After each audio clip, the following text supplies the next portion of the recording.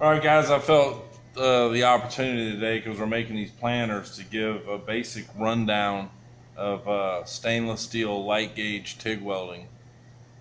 These are just boxes. Fold them up, they get end caps on them. They got to be welded 100%, and they got to be watertight. So when you make this end piece, it's like any other kind of fabrication. Just square it up real nice. I put one center tack right here, and I put a tack on the other ends to make it level at the bottom. And see how I've got these tacks up here spaced? I've got them spaced out like this. So you would never want to weld this like this, because it would move out of your way. With light gauge welding, especially TIG, it's all about the fit. You want this to be touching. You don't want too much of a lip hanging off, and anything that does, always take your time. If you take your time, your fit up is the critical thing. So what I did is I left this right here. So see these tacks going down this side real close together? Okay, even go to the point of taking a small ball peen, shrinking all your tacks. And what I did is I left this little crack right here as an example. You wouldn't want to try to weld that, because stainless will buck that. You'll have to put a lot of filler rod in there, and it'll just piss you off. So you take the time,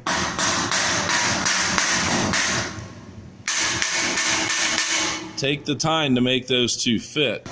So what I'm going to do is I'm going to show you, I'm going to tack this to about right here, and then I'm just going to run a fusion. Remember, I'm going to tack it to the center on these like 1 or 1.5 inches, half inch, whatever you feel like, and then I'll run a fusion bead from here to here and show you. Because once this is touching and your tacks are close and you've taken the time to fit it, then it's all about how good can you see and how comfortable are you. I blew up my water torch, so I've got a little bit bigger air-cooled torch here, but I'm just gonna run these tacks real quick.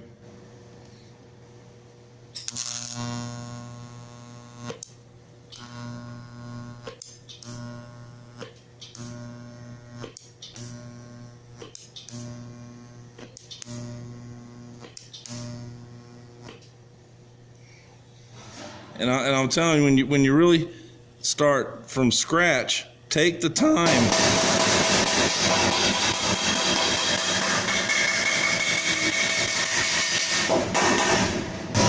to truly fit this up. Yeah, be so loud. And comfort is everything. See how I'm bracing one hand with the other?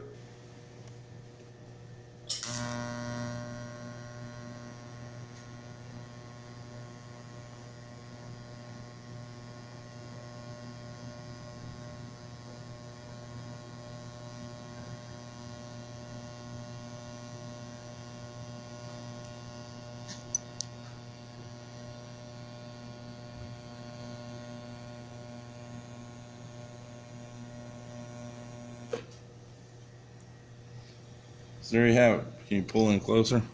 See that nice little fusion bead right there?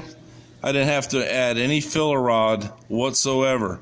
And if you get to a tack and you do make a little hole, just have some rod ready. I've got 2 different sizes here. I've got some really, really thin stuff, and then you can just add a little bit of filler rod to your project to fill that hole. Don't panic, because it'll start peeling away. Let me finish this right to the edge.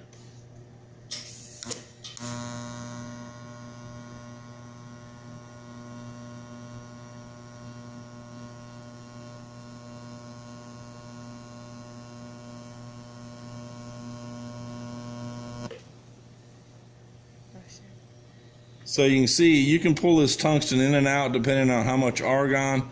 I'm running it between 15 and 20 pounds at the torch.